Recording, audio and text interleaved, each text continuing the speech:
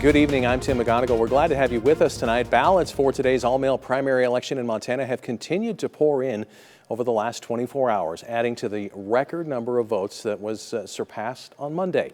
As of this morning, 341,400 ballots had been received at county election offices, almost 50,000 more than the old record set for a primary back in 2016. And ballots and new registered voters continued to come in today at election offices around the state. The primary is Montana's first all-male statewide election, which was chosen by election officials to avoid putting voters or poll workers at risk for infection of the coronavirus. So far, 57% of ballots sent out to registered voters have been returned statewide. The county with the highest rate of return is Prairie County in eastern Montana at 77.5%.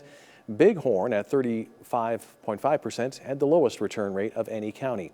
And the urban county with the highest return rate is Helena's Lewis and Clark County at 63.5%. As of this morning, election officials started counting ballots, and results will start to be released after voting ends at 8 p.m. Well, of course, today is the day Montana's voters are making their voices heard. Those ballots still being counted in Cascade County in this all-male primary election. And MTN's KEELEY Middendorp is standing by at Montana Expo Park. She joins us now with more on how election officials are holding up after a busy week. KEELEY?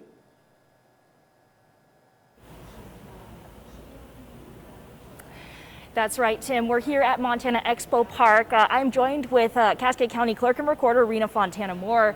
And we are here today as mail ballots are coming in. It is Election Day, a very exciting day for many Montanans. And as Tim just said, we've been seeing a high number of mail ballots returned for this election specifically. Rena, have we seen those numbers increase here in Cascade County as well? Yes, the number has increased in Cascade County. Normally, a primary election is probably 60%. We're above that right now. And you can see we've got a line of people. Of course, that's right after work gets out. We've still got ballots that we're having dropped off at all 6 of our locations because we've got our rural polls open as ballot drop locations. People can come in here to Expo Park and down it to the main office, so we'll be collecting those after 8 o'clock tonight and processing more ballots, but we've processed another couple thousand today, so it's kept us busy in the processing area, and my judges are getting bored because we're not processing fast enough. So, you know, though, Montana Expo Park certainly does look different this year compared to previous years. As you guys maybe can see just on your screen there, tables are spaced out. Everything is in accordance with CDC guidelines. Have you had any problems with spacing, things like that? You did mention a line of people. No, we have this line right now, but we've not had any problem having people keep their distance.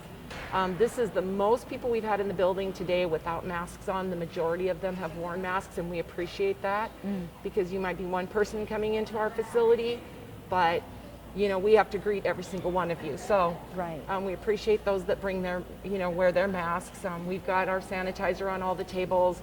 You know, we've got our tables separated by 6 feet. Normally we'd be all jammed together at a 6-foot table. And so it's going making well. it work. Yeah, for sure. So as far as people that are still have yet to drop off their ballots, maybe didn't receive their ballots in the mail in the first place or lost their ballots, is there still hope for these? Yep, they just need to come to Exhibition Hall. Any lost ballot, replacement, new voter, anything has to come to Exhibition Hall before 8 p.m. tonight. They have to be in the door by 8 p.m. tonight. Ballots need to be received by 8 p.m. tonight. Okay, at this location versus maybe other locations no, around town? all of our drops will close at 8 p.m. tonight. Okay, good. So there are other locations besides Montana Expo Park for those of you that maybe are trying to get your ballots in. Unfortunately, that's all the time we have right now. Of course, we'll be reporting from the Montana Expo Park throughout the night, bringing you the latest results. Back to you, Tim.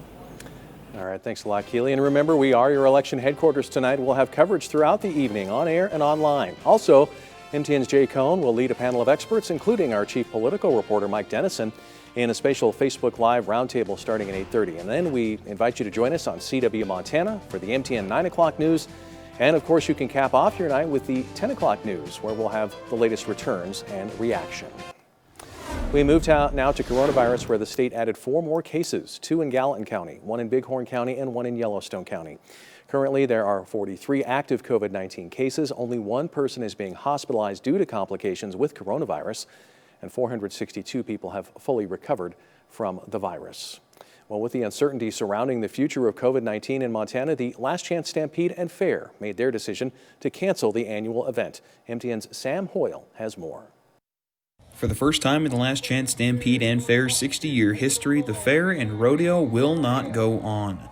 Kevin Tenney, Lewis and Clark County Fairgrounds manager, said it's not the result they wanted, but by looking at the whole picture, there are too many concerns with hosting it. The health and safety of the public, our vendors and exhibitors and all that is a big one. Fiscally being responsible is another one. We're an enterprise fund, so the money we make on events is what keeps the doors open. If we lose $200,000, that's a big hit. Normally, the beginning of June is when Tenney and his staff begin preparing for the fair and rodeo, but given the uncertainty of where the state will be at the end of July, in his eyes, it's not the right time to put money into something that might not come to fruition. Right at the 1st of June, we start our marketing, we start ordering things, our printing, and it's not real. I don't think it's a good idea to start spending money now in hopes that something's going to happen. If we have to cancel, then we're just throwing thousands of dollars away by doing that. From a rodeo perspective, Shannon Blixt, a steer wrestler from Helena who competed in the Stampede from 1987 to 2012, said with this year's cancellation, he fully expects the Helena's community to come out in full support and then some in 2021. I believe that this summer has really put a dent in people, and I think next year people are going to do more. It's just something that shows you what could happen in our lifetime. I believe people will really support things more.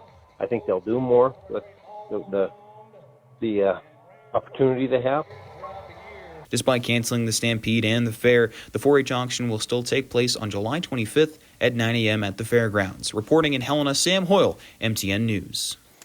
Well, before COVID-19 restrictions went into effect, the Lewis and Clark Humane Society saw an increase in people wanting to foster and adopt animals. Now, as restrictions across the state begin to loosen, KELSEE Dalton Watts, the executive director for the Humane Society, says though they have seen their fair share of stray animals and owner turn-ins, the increase in fosters and adoptions has kept their numbers level. We still saw a bunch of stray animals. We still saw a significant amount of owner turn-ins. But we did also see a huge increase in adoptions and foster homes, so it really leveled itself out. This time of year, we're usually really busy, and that stayed true throughout COVID. In other news from around the state, the Cascade County Zoning Board of Adjustment has approved the use of a special use permit for Silver Falls Distillery in Cascade County. A special use permit allows the company to use a piece of land or property in a manner that is different from normally accepted activities in that area. The distillery went through a public comment process before the zoning board approved their permit application. Madison Food Park, who owns the property that the permit was approved for, said in a previous press release the distillery will likely include a tasting room, occasional tours, and will create up to 18 employment opportunities. Zoning Board Planning Director Charity Yonker explained that a company can look at a site before a permit is issued but cannot start any work. Before these permits if these permits aren't issued yet, then they can do some site preparation, but they can't do any substantive building on the property. The distillery will now go through a 30-day appeals process where they can appeal any of the conditions of their special use permit, or the public can appeal the decision by the Zoning Board of Adjustment. Today was another beautiful day, lots of sunshine. However, clouds are beginning to roll in. Our Storm Tracker weather team is here to tell us more. So, the latest on that, let's join Grant Garland in the Weather Center. Grant? All right, well, you're exactly right, Tim. We are looking at clouds making their way towards Great Falls. I hope you were able to get outside maybe for lunch or maybe just to take a stroll with the kids, maybe walking the dog. It was an absolutely gorgeous day. Temperatures, too. Right now, 75 degrees, not too shabby. 76 down towards the capital. A little bit cooler out in Lewistown, 70 degrees. However, you head on up to Havre, 78. And taking a look outside, just look at these sky cams, rather. Just absolutely gorgeous, a mix of sun and clouds, especially down in Helena. Really love the cirrus action down there. Fort Benton, 77 degrees. Now, today in Great Falls, we did see a high of around 75. The record, though, was set back in 1986 when it was 89 degrees. That was also the year that a Chuck Norris action figure was around $12.99. How about those apples? High temperatures today, 75 again in around Great Falls, 77 in Helena, a little bit cooler in Lewistown, 72, and warmer out towards Jordan, 78, in Glasgow, 77. Now, as we head throughout the next couple of days, we're going to continue to see the mild and the nice temperatures that will be in the 70s, but we do have a change on the way for Friday. We're going to talk about that in a couple of minutes, but for now, Tim, back to you, sir. All right, thanks, Grant. Well, good news for one Montana hospital with phase 2 in place. They're allowing some patients to see visitors. That story is next. Powered by the Montana Television Network. The 5:30 news continues on Montana's news leader. Welcome back. Phase 2 of Governor Steve Bullock's reopening of Montana is allowing up to 50 people to gather. It's also allowing for more places to open their doors. MTN's Caitlin Boycell spoke with Benefice Health System to see how they're dealing with this new change. Hospitals have one of the most vulnerable populations in regard to COVID. With phase 2 coming into effect, some of those restrictions are being lifted. We are now open for visitations. Benefice is allowing one visitor per adult patient and a parent unit to visit their child. We spoke with Rain Ganti, who's the System Chief Nursing Officer and the Hospital Chief Operating Officer, and she tells us it's important for family to be able to come back in. It's great to be able to have those caregivers back in the hospital.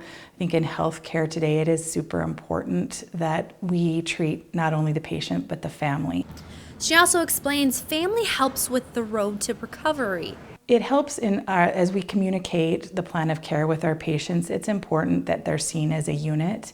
And so oftentimes there are questions that family members may have that if you're sick and in the hospital and you're not feeling well, you don't necessarily think to ask. And if you're planning to visit, you need to remember these things. If you're coming to the hospital to visit someone, it's important that you kind of do that check before you come through the doors. Do you have any signs and symptoms of COVID? Are you feeling ill? Are you running a temperature? Do you have a cough? And then when you arrive here, when you come through the doors, we will provide a mask for you to wear when you're in the building, just as an extra precaution. And then throughout your visit, you may be asked by different clinicians if you're having any symptoms of COVID, so we can ensure not only our visitors' safety, but certainly our patients and employees. Are wanting to take steps to the future, but only if it's safe.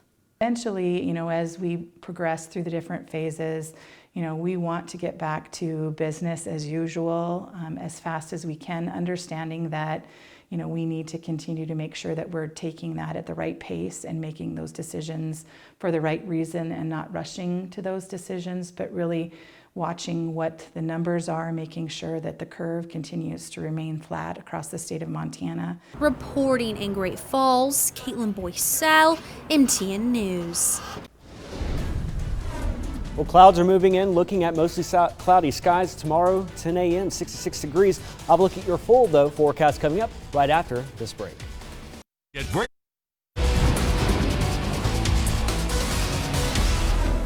Welcome back, everyone. I hope that you have had a pleasant and beautiful Tuesday. It really was nice out there, wasn't it? Especially early this morning. It was just sunny out, and also the winds weren't that breezy. But we are looking at some clouds rolling in from the west. Looking at right now, clouds along I-15 making their way towards us and down towards Helena. Taking a look outside, temperature 77 in Helena, 75 out in Great Falls. 72 in Lewistown, and a lot warmer compared to Lewistown and Fort Benton at 79 degrees. It was, though, all in all, a wonderful and a beautiful day. Current temperatures, we are seeing a lot of 70s, 77 in Malta, 77 as well as in Glasgow. Out towards Wolf Creek, just 1 degree warmer, and that is Wolf Point. I apologize. Up towards Shodo, though, 70 degrees. Now, today's average is around 72. We were at 76 degrees for the high. The record set back, though, in 1986 at 91 degrees when the Bengals released Walk Like an Egyptian. Let that song just get stuck in your head. I heard it on the radio the other day. Wow. Currently, wind speeds up towards Cut Bank west, 16 miles an hour, out towards Jordan at 12 and Glasgow at 13. As we head throughout the next couple of hours, we're going to be looking at a cold front trying to knock on our door by around 8:30 in the evening. Notice the clouds ahead of the front. The moisture stays behind the front, and we're looking at really dry conditions all throughout Montana except for down towards Billings. As the morning wanes on tomorrow, we're going to be looking at around 6 a.m. Cold front has already pushed through the Electric City. Very fast front. Low pressure also develops down towards Idaho, continuing throughout the day. We're going to look at that moisture really staying towards the south of us, which is good. We're going to be looking at another dry day. Don't worry though, the rain is on the way for Friday. As we head throughout the morning on Thursday, we're going to have a second low pressure develop. We're going to see this kind of like chain reaction where we're going to be looking at a lot of showers really staying down towards the southern part of Montana, while the rest of us in north central and central Montana stay dry with partly cloudy skies. Heading throughout the day though, on Thursday around 4:30 in the afternoon, we could see a peak, an isolated shower or two try and creep into the Great Falls area, but I think that we're mostly going to see that activity towards the southwest. The main concern over the next 24 hours, that's going to be the winds. We're going to be looking at around midnight winds getting up to around 10 to 20 up in Cut Bank. Really starting to see, you kind of look at those purples right around there. They're going to try and make their way more towards us, 10 to 20 miles an hour by the afternoon. So if you're going out to lunch tomorrow, make sure you put the cup on the napkins. Don't let them fly away like I did the other day. 20 to 30 in Helena as well as Lewistown. 30 to 40 mile per hour winds by the noontime hour in Glasgow. Now, temperatures, we are going to be looking at them peaking on Friday at 83 degrees.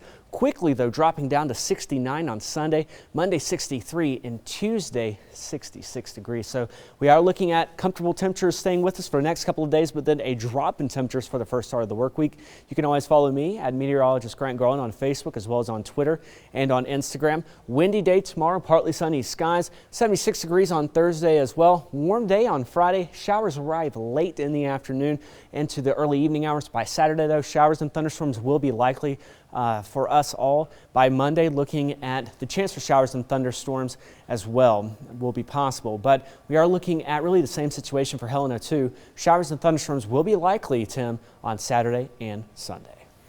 Thanks, Grant. Summer camps are up in the air this year. Coming up, what parents need to know if they do end up sending their kids to camp.